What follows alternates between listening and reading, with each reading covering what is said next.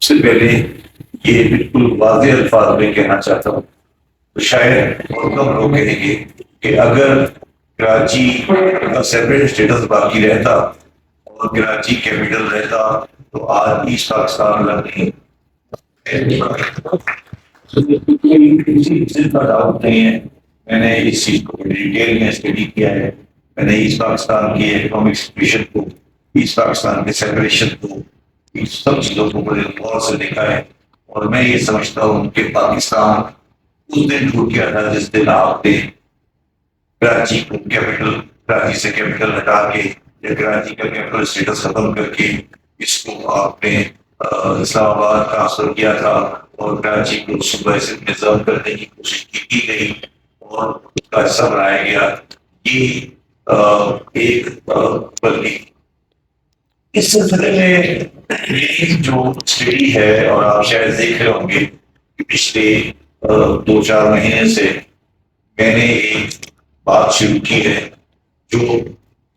میں سمجھتا ہوں کہ ابھی نہیں اپلائی ہو رہی، مگر میں سمجھ میری ذاتی ویو ہے کہ ہم اس طرف آگے بڑھ رہے ہیں۔ میں نے اپنے ٹی وی پروگرام میں بھی بات کہی تھی کہ ابھی میں یہ نہیں سمجھتا کہ ہم اس حالت پہ پہنچ چکے ہیں، مگر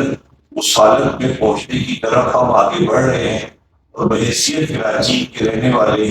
ایک شہری کے میں نہیں چاہتا کہ ہم اس حالت پہ پہنچیں، اور وہ لفظ ہے معاشی نسل کشی۔ اس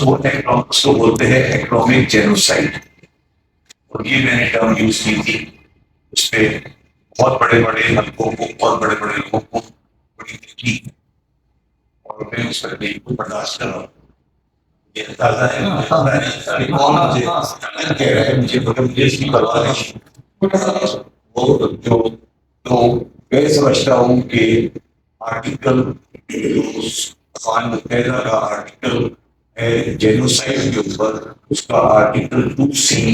معاشی جینوسائڈ کی بات کرتا ہے، اور بنگلہ دیش کا جو سیپریشن ہوا تھا یہ بھی ایک سبجیکٹ تھا۔ میں دوبارہ یہ بات واضح کرنا چاہتا ہوں کہ میں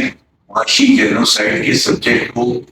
ریز نہیں کرنا چاہتا، نہ یہ ابھی اس سطح پر پہنچا ہے، مگر جس طرح کے حالات ہم پیدا کر رہے ہیں یہ کسی وقت یہ اس جگہ پر پہنچ جائے گا، کیونکہ جس تیزی سے شہر انعطاف کی طرف جا رہا ہے، یہ 3 کروڑ کا شہر جس طرح سے یہ چلایا جا رہا ہے یہ نہیں چلایا جا سکتا۔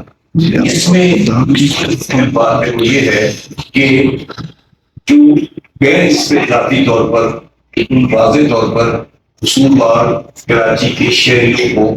قرار دیتا ہوں، اور شہریوں کو قرار اس لیے دیتا ہوں کہ میں بھی سمجھتا ہوں ہم نے بھی دھوکہ کھایا، اور لوگوں کو دھوکہ کھایا جن لوگوں کو ہم نے 30 سال تک اپنا نمائندہ بنا کے بھیجا پاکستان اسمبلیوں میں، انہوں نے ہمارے ساتھ ان سے برا رویہ رکھا یا اس سے برا ایکشن کیا جو اور دوسرے لوگ کر رہے۔